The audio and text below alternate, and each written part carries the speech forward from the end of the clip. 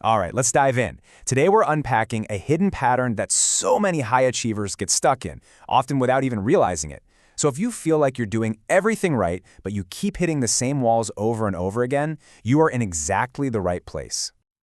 The source material we're digging into today is really speaking to a specific kind of person, and hey, maybe that person is you.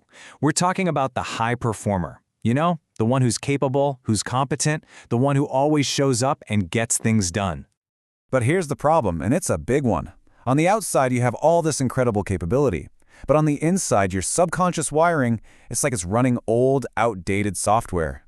And that gap, that disconnect between who you are now and who you were taught to be, well, that's where all the frustration comes from. I love this quote because it really sets the tone for our whole conversation. Some of the things we're about to talk about might feel a little close to home, but I want you to know this isn't about shaming anyone. The goal here is understanding, because understanding is what leads to liberation. So let's just be curious together. Okay, so let's start by really defining this trap. What are the symptoms of this internal mismatch? What does it actually feel like to be living inside this pattern day in and day out? Let me just ask you this straight up. Does this feel familiar? That feeling of déjà vu, but for your life, in your career, in your relationships, maybe even with your money. You put in all this work, you make what feels like real progress, and then somehow you end up right back where you started. And these loops, they show up in very specific, painful ways. Maybe you're the one who always ends up with emotionally unavailable partners. Or maybe at work, you're the absolute backbone of the team, but you're constantly getting passed over for that promotion. You might even see your life get better, only to have it all suddenly fall apart. Or you're just stuck in these horrible cycles of burnout. I promise you, these things are not random. And this right here, this is the core diagnosis. What you're going through, it's not just a string of bad luck. It's what the source material calls identity inertia. It's this idea that your sense of self is anchored to an old way of being, and it keeps pulling you back to what's familiar, even if what's familiar is painful. So, if it's not just bad luck, what is it? Let's pull back the curtain and look at the single root cause, this hidden master pattern that's driving all of these frustrating loops. This is it. This is the absolute heart of the matter. At some point in your life, you learned a fundamental equation. Your worth comes from being the responsible one, the one who holds it all together for everyone else, usually at your own expense. You learn that your value is directly tied to your endurance and your sacrifice. And you've got to understand, this pattern goes deep. This isn't just a thought you have. It's literally wired into your nervous system. Your automatic default setting is to carry more than your share, to prove that you're a good person by putting up with way too much, and to call it being strong when what you're really doing is just delaying the boundaries you desperately need. And this pattern forces us to play certain roles. Just take a look at this breakdown. Maybe you're the strong one. The payoff is you get to avoid the fear of being rejected for having needs. But the real cost? Deep emotional loneliness. Or maybe you're the fixer. You get to delay your own pain by staying busy fixing everyone else's problems, but that just leads to endless burnout. Or the silent sufferer. You feel kind of morally superior, but the real cost is that you're constantly undervalued. Each one is a really tough trade-off.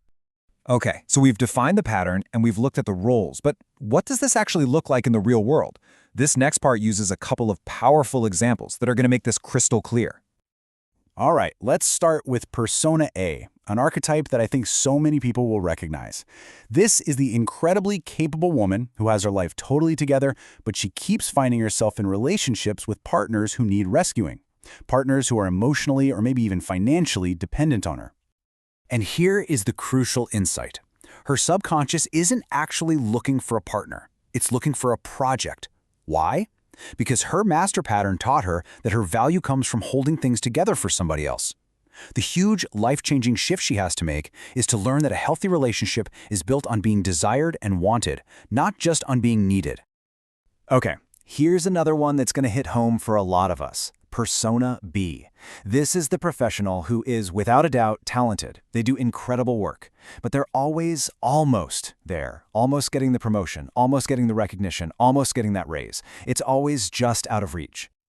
So what's going on here? Well, her hidden pattern is this belief that doing good work should be enough, that it should just speak for itself.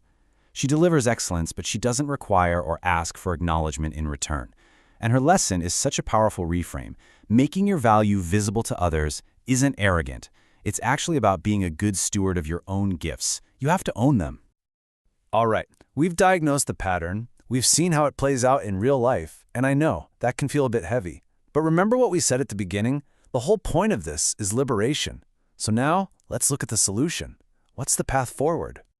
This is it. This is the new core belief. This is the central mantra you need to install to replace that old, outdated programming. Every single part of the solution comes back to this one powerful declaration. It's about deciding, once and for all, that your worth is a given. It doesn't need to be proven through struggle. And when you adopt this new belief, it leads to a very real shift in your strategy for life. Just look at this comparison. You move from blind hope to clear-eyed discernment. You trade in endless, draining patience for healthy boundaries. You replace vague optimism with protective structure, and you shift your focus from just starting things to the incredible power of actually completing them. It's a total upgrade. So, how do you make this real? How do you actually do it? Well, here are some really practical identity-level affirmations. And these aren't just nice words, okay? Think of them as tools to literally rewire your brain. For instance, I require presence, not promises. Or this one, my value does not increase through suffering. And this one is huge. I allow people to rise or exit without rescuing them. Every single one of these directly dismantles a piece of that old master pattern. And all of this brings us to the final, most powerful question that this entire explainer has been building towards. And I really want to leave you with this to think about. If all that energy you currently spend enduring and rescuing and overperforming, if all of that was suddenly freed up, who would you become? What could you create in the world? It's a pretty profound thought. And the answer, well, the answer is the beginning of your liberation.